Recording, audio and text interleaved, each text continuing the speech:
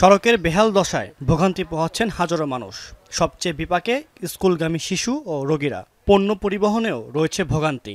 খানাখন্দ আর কাদাভরা রাস্তায় পা পিছলে পড়ে যাওয়া নিত্য ঘটনা। সম্প্রতি স্থানীয়রা সড়কটি নির্মাণের দাবিতে করেছেন মানববন্ধনও। এ সময় প্রতিবাদ জানিয়ে সড়কে রোপণ করা হয় ধান। এখানে 10-12 বছর থেকে আসে দেখি পানি কাদাই বেশি, খুবই চলাচল অসুবিধে।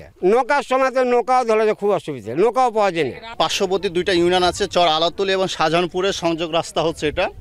এখানে রাস্তার কারণে, রাস্তা না থাকার কারণে আমাদের এখানে ফসল বলেন, শিক্ষা, রোগী, চিকিৎসা, যে কোনো সমস্যা, মানে টোটাল সমস্যার মধ্যে আমরা আছি। আমরা পা পিছলে পড়ে যাই, আমাদের স্কুল ড্রেস নষ্ট হয়ে যায়। আমরা এই রাস্তাটা চেয়ারম্যানের কাছে চেয়ে পাচ্ছি না, এজন্য আমরা এখন এই রাস্তা দিয়ে ধান লাগাচ্ছি।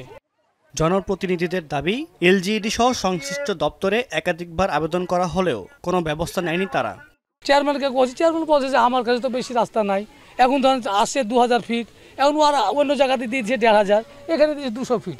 কার্য করে তার পারা যাচ্ছে না। এখন এলজিডিকে বলছি, কইছে আপনারা ওপরে জানান। ওপরে চিঠি দিছি, ওপরে কইছে যে আমাদের কাছে কাজ কাম নাই, এখন আমরা যাবো কোথায়? আর এলজিইডি কর্মকর্তারা বলছেন, সড়কটির রোড আইডির অনুমোদনের জন্য মন্ত্রণালয়ে আবেদন পাঠানো হয়েছে।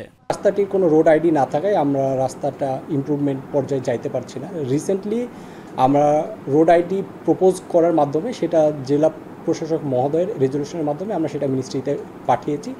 সেটা রোড আইডি গ্যাজেটভুক্ত হলেই আমরা খুব শীঘ্রই রাস্তাটা কোনো প্রকল্পের ডিপিপিতে অন্তর্ভুক্ত করে রাস্তাটা ইমপ্রুভমেন্ট করতে পারব।